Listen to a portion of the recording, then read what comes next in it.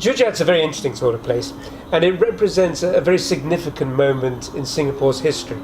Traditionally, Singapore society, the Asian society, not the colonial part, was sort of broken into kind of three levels. There were the very rich guys, the tauques, and there were the coolie class who did all the manual work, and it was their sweat which really made Singapore successful.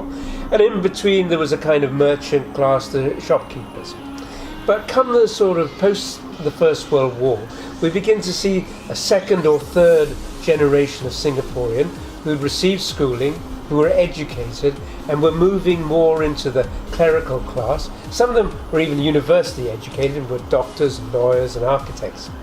And traditionally there was Chinatown, and there was the inner city areas, there was Emerald Hill, Mount Sophia. These were the sort of more upmarket Singaporean residential neighbourhoods.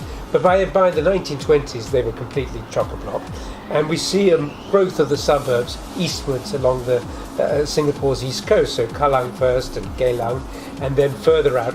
By the 1920s, the late 20s, we arrive at Chiat. Now this was a kind of very salubrious neighbourhood. It was a seaside place, and you see lots of bungalows which were on the actual coastline, on the shore.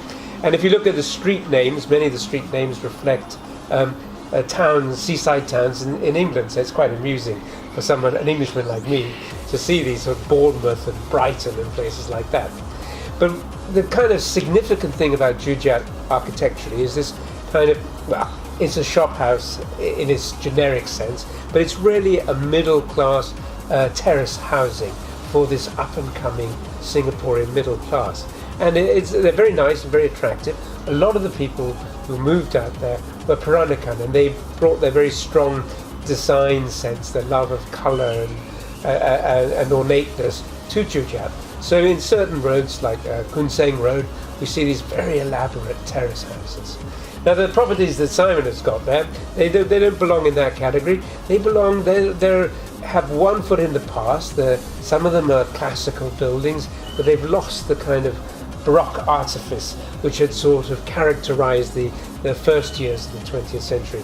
They're moving into a kind of more neoclassical, even stripped classical phase. Stripped classical is classical but without any fussiness, and it's almost on the cusp of modernity.